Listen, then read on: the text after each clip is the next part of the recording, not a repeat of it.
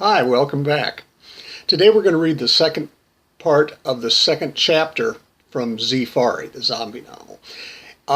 You can go back in the books playlist on YouTube to catch up if you missed anything, or you can look at the video snippets on the Z-fari page on Facebook if you like. Either way, I hope you enjoy it. And if you're ready, let's begin.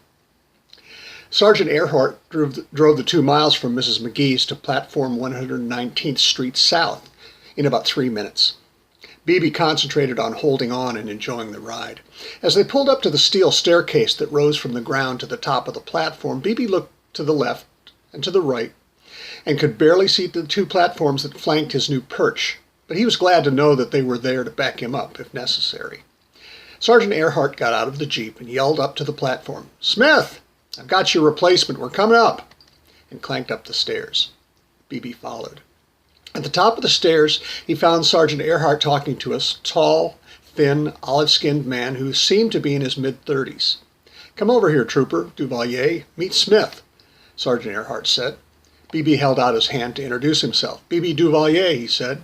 The man took his hand and shook it 3 times. "Smith," he said.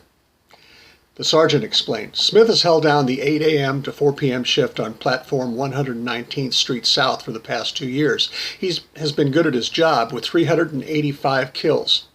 But for some reason he wants to go home to Illinois to see his family and leave all this." Earhart let her right hand sweep around the platform to include the winch, the storage shed, the toilet shed, and Smith's chair and umbrella. "Your duty begins at 8 a.m. tomorrow morning, and Smith will be with you until noon, when a Jeep will get here to pick him up. Understood?" "Yes, Sergeant Earhart," Beebe said. "Okay then, come on, let's let Smith enjoy the last few hours of 119th by himself. Do you need anything, Smith?" the sergeant asked. "No, ma'am. I'll be just fine, thanks." "I'll see you tomorrow morning, Smith," Beebe said, and followed Sergeant Earhart down the stairs. Emily Earhart took Trooper Duvalier back to Mrs. McGee's and dropped him off, telling him that he could phone in his measurements for his Border Patrol camos tomorrow when he got to the platform. She explained that she would be by tomorrow afternoon with other information and things that he would need. Trooper Duvalier seemed happy to have his new job and would do well, she thought. But now she wanted to get back to the Border Patrol station in Wichita and visit the lab. She parked the Jeep and walked into the big, ugly building, past her desk and over to a substantial but unremarkable metal door located around a corner to help it retain its anonymity. The door was flanked by 2 small holes framed in expensive-looking dark wood. Sergeant Earhart walked to the one on the right of the door and stood about 6 inches away from the little hole. The digital camera located inside the little aperture acquired an image of Sergeant Earhart's hazel iris. The image was enhanced by infrared illumination of the intricate and unique pattern of the structures of Emily's stroma. Digital templates encoded by mathematical pattern recognition techniques and statistical algorithms were searched by matcher engines at millions of templates per second in the massive supercomputers buried a mile underground somewhere in the Appalachian Mountains. The door opened, and a metallic, distinctly non-human voice squawked from a speaker hidden in the ceiling. "Hello, Sergeant Earhart." If Sergeant Earhart had walked to the left-hand hole and put either of her beautiful hazel eyes up to the aperture, a powerful double-pulse YAG laser would have almost instantly heated the surface of her eye to its boiling point and generated a keyhole. The focused beam would have deepened the hole within a millisecond. As the hole deepened and her eye and part of her brain boiled, the vapor that would have been generated would have blown ejecta out and further enlarged the hole. At just about the time her body would have dropped to the floor, a cleanup team would have been signaled, and her corpse would have been taken out in a plastic bag, thrown into the back of a nondescript panel truck, and driven through the big, beautiful gates of the wall.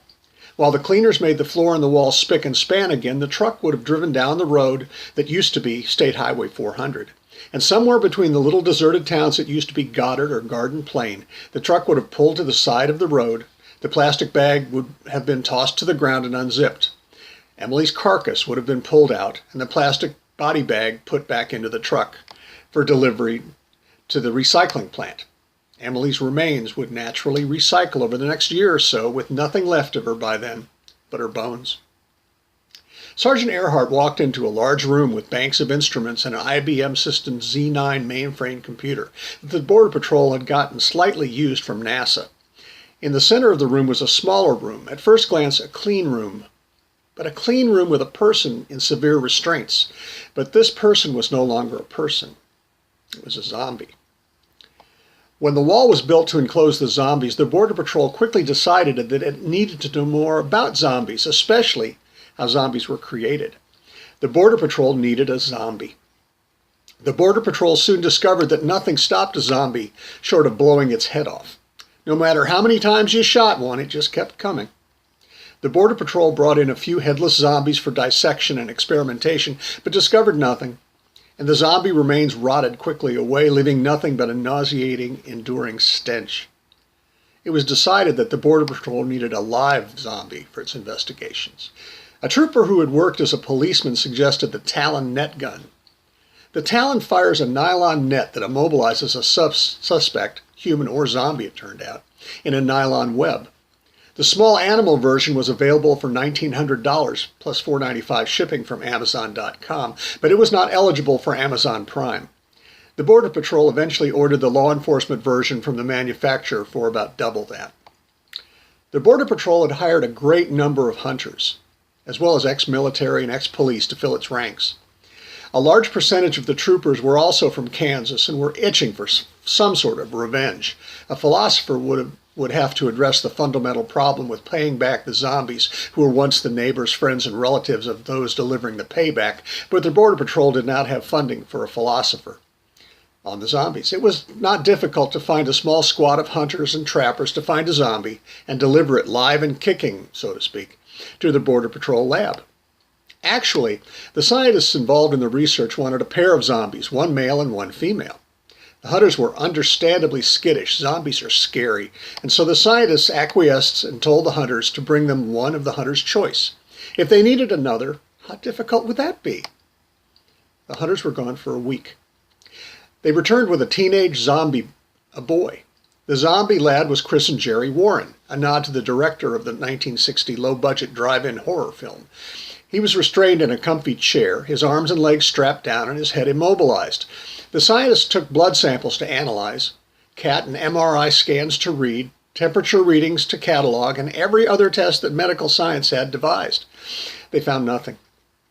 They read the scientific literature and found nothing. They read H.P. Lovecraft. Nothing. They read 1950s comics like Tales from the Crypt, Vault of Horror, and Weird Science. Nothing. They watched Victor Halpern's and George Romero's classic films. Nothing. They read The Serpent and the Rainbow and Passage of Darkness, the ethnobiology of Haitian zombie. Nothing. They read The Hypotheses of a Social Explanation for Zombification by R.D. Lang and Roland Littlewood. Nothing. They played both the Capcom video game Resident Evil in English and in Japanese. Nothing. They read zombie manga, I Am a Hero, Living Corpse, and Biomega. Nothing. They read the CDC's graphic novel, Preparedness 101, Zombie Apocalypse. Nothing. They watched Michael Jackson's video, Thriller, 47 times. Nothing. But the choreography in the lab looked much more professional after that. They did not have to learn about zombies by playing Magic the Gathering, D&D, or Warhammer 40K because they were all pretty nerdy and had played or were still playing those games. The scientists were able to determine that these zombies were not a metaphor for mindless adherence to authority, were not created by immersion in toxic waste, and were not caused by plague, virus, or tainted food. Whenever a scientist walked past the captive zombie, Jerry would strain at his bonds and emit a disgusting growling howl until the scientist was 5 or 6 feet away. Sergeant Earhart walked up to Dr. McDougall. He was a short, skinny man with wiry brown hair and a bald pate. Sergeant Earhart was aware of the doctor's baldness because Dr. McDougall was so short that when he stood up as straight and tall as he could, his eyes were at the level of Sergeant Earhart's breasts. Before he thought to raise his eyes to hers, he blushed a deep, dark red from his throat to the top of his chrome dome. This happened every single time they had met. Dr. McDougall, she said. He had been reading a document on a clipboard, and he raised his head to look straight ahead at the person who had addressed him, focused on Earhart's breasts, blushed and stammered, "Sergeant Earhart, nice to see you." He had committed her boobs to memory. Terrific, she thought. Aloud, she said, "What news do you have for me?" Dr. McDougall finally met her eyes. "Nothing new so far, but I have an idea that I would like to discuss with you." The little man turned away from her and walked to his desk in the corner, a great industrial roll-top desk. It had been his only requirement when he was asked to run the lab. The thing was as tall as the little doctor, 5 feet wide and 3 feet deep. It was painted burgundy with gold pinstriping, had 4 drawers on each side with brass pulls and other brass accents. When the top was rolled up, the desktop itself was oak, well used and dark. McDougall crawled up into a comfy swivel chair and turned to her. Earhart sat in a straight-backed chair to the side of the desk so that McDougall was looking at her eyes for a change. "Sergeant Earhart," he began, "we have done everything we can do with what we have. We have read and reread the literature and done every test known to science. We have kidnapped ufologists, occultists, cryptozoologists, clairvoyants, and parapsychologists and let them use decidedly non-scientific methods on our subject, Jerry. Crystals and Ouija boards, radionic electrometabiograph machines, and psionic Hieronymus machines. We've even attempted to read his auras. When we were through with them, we drugged them and left them out in the country a couple of 100 miles away from where we originally found them. No one believes them anyway." Even Dr. McDougall's laugh was creepy. "What we need now," Dr. McDougall continued, "is an experimental human subject so that we can observe how zombification takes place in a controlled environment." "Would you like me to round up a death row inmate or two?" Sergeant Earhart asked. "We considered that, and we might have to resort to that in the future, but we have thought of an alternative," the creepy little scientist said. "An alternative?" "I've got an uncle," McDougall explained, "a real jerk. You know the type. The psychologists say that he has a narcissistic personality disorder, self-important, thinks he's superior to everyone else, preoccupied with fantasies of his success and power and brilliance, a sense of entitlement, exploitive, humiliating, and disparaging others, impulsive. He thinks he's above the rules, charming in a superficial way, manipulative, completely wrapped up in his own never-ending drama. Remind you of anyone?" "Do politicians count?" Sergeant Earhart said with a smirk. Dr. McDougall smiled. "Probably everyone knows one, but my uncle is the worst. Luckily, we still have the Patriot Act. We can send a squad of troopers in big black Hummers, put a bag over his head, plastic cuff his hands behind his back, and bring him back here to the lab." "Won't he recognize you?" Earhart asked. "He won't be leaving the lab," McDougall replied.